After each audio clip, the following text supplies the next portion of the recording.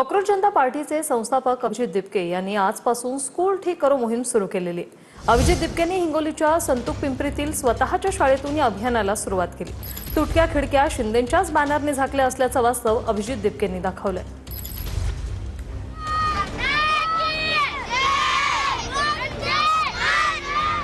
जंतर मंतरवरील यशस्वी आंदोलनानंतर सीजेपीनं आता स्कूल ठीक करो मोहीम हाती घेतली आहे।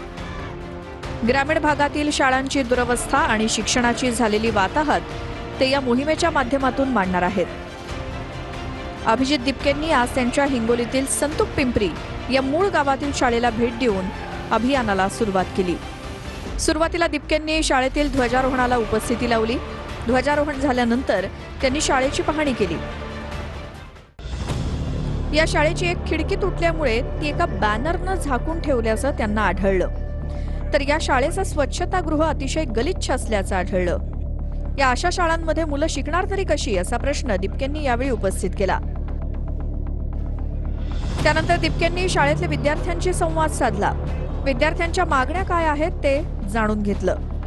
सगळ्यांना पुस्तकं भेटलेली आहेत ना, तर आता मला सांगा त्रास काय काय तुम्हाला?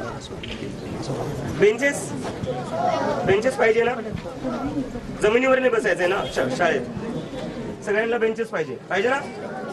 तर सर बेंचेस आपल्याला बेंचेसचं करावं लागले आणि दुसरं खिडक्या नीट करायच्या। 3 वर्ष झाले खिडक्या फुटून, बरोबर ना, जमिनीवर नाही बसायचं। अशीच मोहीम सीजेपी आता देशभर राबवणार असल्याचं दिपकेंनी यावेळी सांगितलं।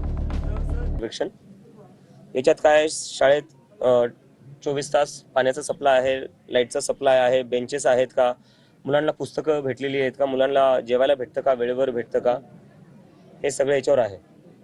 तर असे फॉर्म आम्ही एकत्र करणार आहेत आणि सरकारचा जो डेटा आहे की 99.3% शाळांमध्ये पाणी सप्लाय आहे देशभर, तो डेटा किती खरा आहे आणि किती खोटा नाही ते याच्यानंतर बघू आपण।